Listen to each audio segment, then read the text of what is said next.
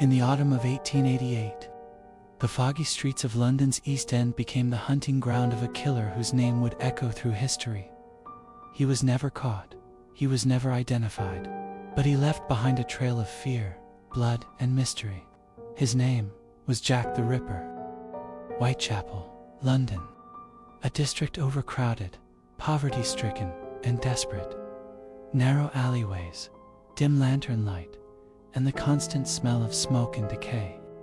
It was here, among the working class and the forgotten, that the Ripper chose his victims. Women struggling to survive, many forced into prostitution just to afford a bed for the night. The terror began on August 31, 1888, with the murder of Mary Ann Nichols.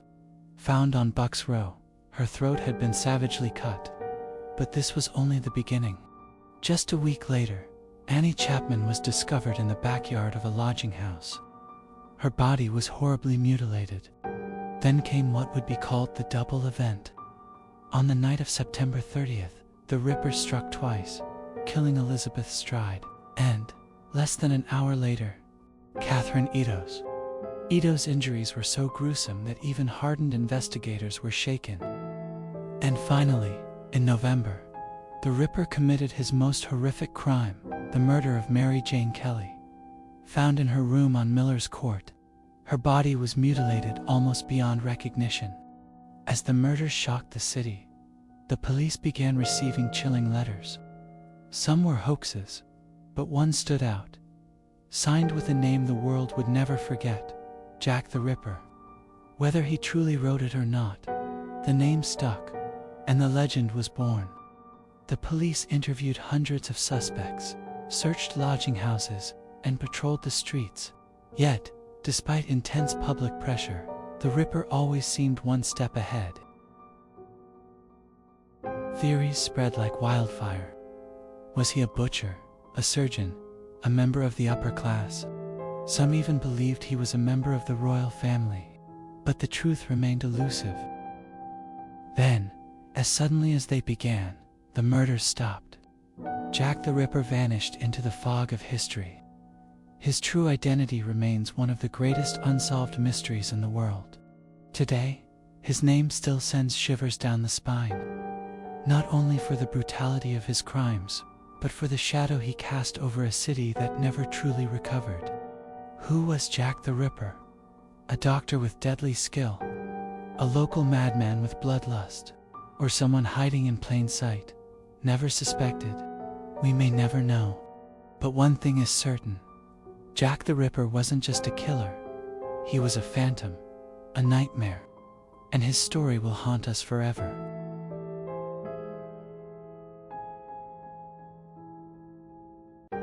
They were young, reckless, and madly in love. Together, they blazed across America during the Great Depression, robbing banks, stealing cars, and leaving blood in their wake. To some, they were cold-blooded killers. To others, they were legends. This is the story of Bonnie and Clyde, the outlaw lovers who lived fast and died young. It all began in Dallas, Texas, 1930. Clyde Barrow was already a small-time thief. Bonnie Parker, a waitress with dreams of something bigger, was drawn to him instantly. From the moment they met, they were inseparable, two souls chasing freedom at any cost. Clyde's crimes escalated from stealing cars to robbing gas stations and eventually banks. Bonnie, who had once written poetry about adventure and tragedy, found herself living inside the very story she had dreamed of. The newspapers painted them as glamorous rebels, but the truth was darker. Their robberies often ended in gunfire. Innocent people and police officers lost their lives. The press dubbed them part of the Barrow Gang. Photos of Bonnie's cigar in her mouth and pistol in hand spread across America. To a nation beaten down by poverty and the Depression, they weren't just criminals. They were a symbol of rebellion against a system people felt had failed them. But behind the myth was a brutal reality. They were constantly on the run, sleeping in stolen cars, hiding in ditches, and living in fear. By 1933, their crimes had caught up with them. Shootouts with police became frequent. In one ambush, Clyde's brother Buck was killed, and Bonnie was badly burned in a car accident, leaving her crippled for life. Still, she refused to leave Clyde. The pair pressed on, knowing their days were numbered. Each robbery, each gunfight, brought them closer to the inevitable. On May 23, 1934, lawmen finally caught up with them on a rural Louisiana road. 6 officers waited in ambush, rifles ready. When Bonnie and Clyde's stolen Ford appeared, the trap was sprung. In a hail of more than 100 bullets, Bonnie and Clyde were cut down instantly. The infamous outlaw lovers, just 23 and 25 years old, were dead. The car became a macabre tourist attraction, riddled with bullet holes. Thousands gathered at their funerals, some calling them monsters, others martyrs. To this day, Bonnie and Clyde remain immortalized in movies, songs, and folklore, forever frozen as symbols of love, crime, and the price of living fast. Bonnie once wrote in a poem, "Someday they'll go down together, and they'll bury them side by side. Too few it'll be grief, to the law a relief, but it's death for Bonnie and Clyde." And she was right. In the shadow of the 1893 Chicago World's Fair stood a building unlike any other. 2 strangers. It looked like a grand hotel. But inside was a labyrinth of horrors, secret rooms, trapdoors, and chambers designed for death. The man behind it all was H. Holmes, a doctor, a swindler, and America's first serial killer. Born Herman Webster Mudgett in 1861, he was a bright child with a dark curiosity. By the time he reached adulthood, he had reinvented himself as Dr. Henry Howard Holmes, a charming, well-dressed man with piercing eyes and a silver tongue. Holmes used his charm to con money out of businesses, lure women into his confidence, and hide his darker urges. In 1887, Holmes bought land in Chicago and built a massive, 3-story building. To outsiders, it was called a hotel, but it would later be known as the Murder Castle. The layout was bizarre, narrow hallways that led nowhere, staircases that stopped suddenly, trapdoors in the floors, rooms with gas lines hidden in the walls. Some chambers were soundproofed, others fitted with iron plates. There was even a chute leading straight to the basement, where Holmes kept vats of acid and furnaces. To guests, it seemed like a curious but grand hotel. In reality, it was a death trap.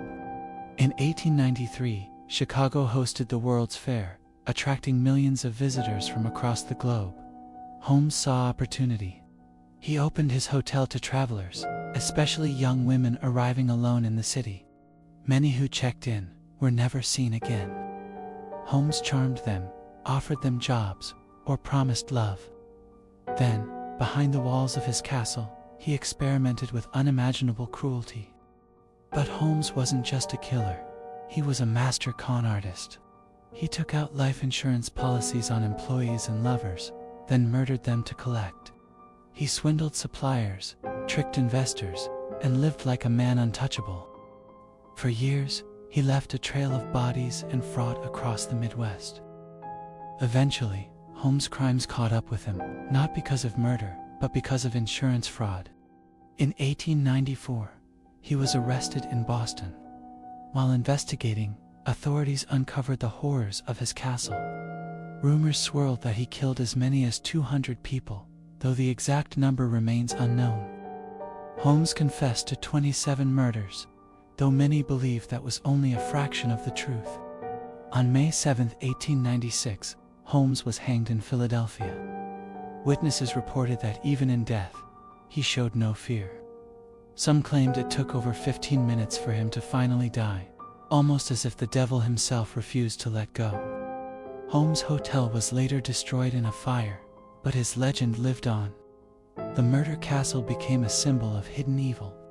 The idea that behind the mask of charm and sophistication, unimaginable darkness can lurk. H. Holmes wasn't just a conman or a killer. He was a nightmare hidden in plain sight. A doctor who took lives instead of saving them, and a man whose twisted castle became the stage for America's first known serial killer.